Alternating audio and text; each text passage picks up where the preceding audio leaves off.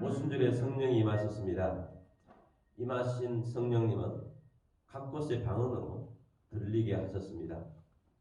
모인 사람들은 하나님의 말씀과 하나님의 능력에 놀라워했습니다. 그러나 또 다른 사람들의 반응은 술 취했다, 이런 반응으로 비방합니다. 그 비방하는 말에 베드로가 그것이 아니라 성령이 임한 것을 증거하는 그런 설교를 하게 됩니다. 14절 말씀 보겠습니다. 베드로가 11사도와 함께 서서 소리를 높여 이르되 유대인들과 예루살렘에 사는 모든 사람들아, 이 일을 너희로 알게 할 것이니 내 말에 귀를 기울이라. 아멘. 성령을 받고 처음으로 성령의 사람들이 사역하게 된 것입니다. 사역하게 된 이유는 아이러니하게도 임하신 성령에 대해서 잘못되게 반응했기 때문입니다. 잘못된 반응 때문에 오히려 사역을 하게 되었다는 것입니다. 비방을 받았지만 그 비방이 도리어 하나님의 큰 은혜로 돌아오게 한 것입니다. 그러므로 우리가 비방을 받을 수 있으나 그것을 통해서 하나님의 능력이 나타날 수 있다는 것을 우리는 알고 하나님의 선한 일에 동참하는 우리들이 되기를 바랍니다. 12사도가 베드로를 중심으로 함께 일어섰다라고 말씀하고 있습니다. 12사도는 함께 소리를 높여서 사람들이 이곳에 집중할 수 있도록 그들이 함께 소리를 먼저 높였습니다. 성령님이 오셔서 방언을 통해서 모두가 다 하나 되게 됨을 그들에게 보여주셨고, 성령 받은 사도들이 함께 사역을 하는 것을 보게 됩니다. 성령 받은 사람들은 연합합니다. 성령님은 하나 되게 하십니다. 연합하게 합니다. 연합을 깨뜨리는 것은 성령님의 일이 아닙니다. 연합을 깨뜨리지 않고 하나님의 일들을 함께 힘을 모아서 하게 된 것입니다. 15절 말씀 봅니다. 때가 제3신이 너희 생각과 같이 이 사람들이 취한 것이 아니라. 유대인들은 낮 시간을 아침 해 뜰 때부터 해질 때까지를 12시간으로 나눕니다.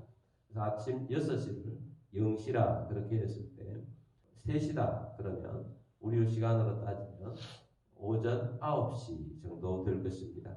그래서 베드로가 그렇게 외칩니다. 여러분의 생각처럼 술 취한 것이 아니다. 아침 9시에 술 먹고 있는 것이 아닙니다. 라고 말을 하고 있습니다. 16절 말씀 봅니다. 이는 곧 선지자 요엘을 통하여 말씀하신 것이니 일렀으되.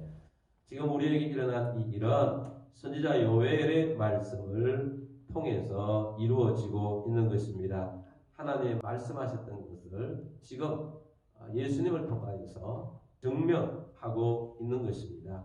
그 증명된 일이 어떤 일이냐? 선지자 요엘을 통해서 말씀하신 것이 어떤 말씀이냐? 17절 말씀 봅니다. 하나님이 말씀하시기를 말세에 내가 내 영을 모든 육체에 부어주리니 너희의 자녀들은 예언할 것이요 너희의 젊은이들은 환상을 보고 너희의 늙은이들은 꿈을 꾸리라. 아멘. 너무나도 잘 알려진 말씀입니다. 말세에 내가 내 영을 모든 육체에 부어준다. 너희의 자녀들은 예언하게 될 것이다. 너희의 젊은이들은 환상을 볼 것이다. 너희의 늙은이들은 꿈을 꾸게 될 것이다. 주님의 영을 모든 육체에 부어준다고 말씀하셨습니다. 그 모든 육체는 어린 자녀들이든 젊은이든 늙은이든 모두가 주의 영을 받는다고 한 것입니다. 그들의 예언하고 환상을 보고 꿈을 꿀 것이라고 했습니다. 그 일이 지금 일어난 것입니다. 라고 말씀하고 있습니다. 18절 말씀 봅니다. 그때에 내가 내 영을 남종과 여종들에게 부어주리니 그들이 예언할 것이요. 아멘. 그때에 언제입니까? 말세라고 말했어요. 17절에 말세에 주의 영을 부어주신다 하는 것입니다. 그 주님의 영을 남종과 여종들에게 부어준다. 남자든 여자든 상관없이 부어주신다 하는 것입니다. 그들 모두가 다 예언하게 될 것이다 라고 말씀하셨습니다. 이것은 주님이 말씀하신 말세에 일어난 것입니다. 말세는 한 시점만 이야기하는 것이 아닙니다.